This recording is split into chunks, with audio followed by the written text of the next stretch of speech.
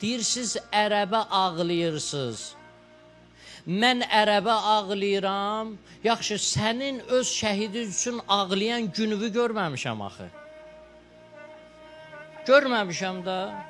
Bu yaxınlarda var idi, çıxmışdı. Bəzi adamlar var cəmiyyətin içində. Cəmiyyətin içində belə ürək bulandıran, üzr istəyirəm ifadəmə görə, ünsürlər var. Onlar neynirlər? Onlar çıxırlar ortaya. Hamısı aradan gedir, məhv olur, tarixin zibilliyinə gedir. Qalmırlar. Artıq bizim cəmiyyətimiz yetişmiş bir cəmiyyətdir. İnsanlar artıq başa düşürlər nə var, nə yox. Deyir, bu nədir? Yaxşı, nədir?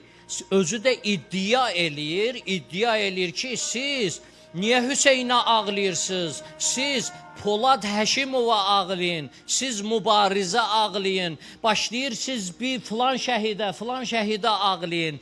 Neyləyir? İki dənə dəyəri bir-birindən üz-üzə qoyur.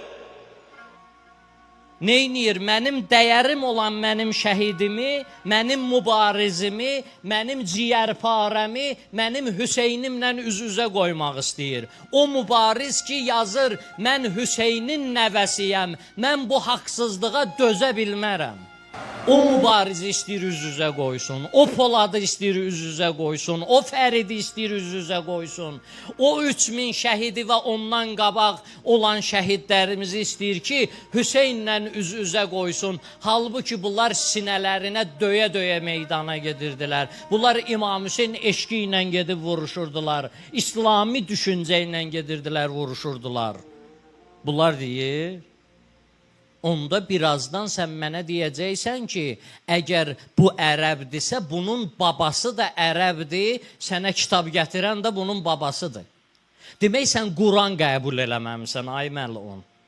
Sən aldadırsan, sən gizlədirsən, sabah da deyəcəksən ki, nədir? Bu nədir? Ərəbin gətirdiyi Quranı niyə qəbul eləməliyik ki biz?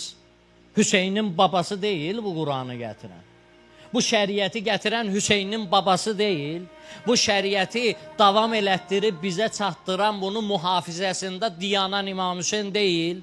Baxın, əzizlər, bu düşüncələr hər bir zamanda olub, hər bir zamanda olacaq, qiyamətə qədər də onlar olacaqlar. Və onlar bu karvana daş atacaqlar, bu həmişə olub, yenə də olacaq, qiyamətə qədər də olacaq. Sənin ürəyin buz kimi olsun. Sənin ürəyin buz kimi olsun ki, sənin Hüseynin 1500 ilə yaxındır yaşayır, 1400 il keçib yaşayır.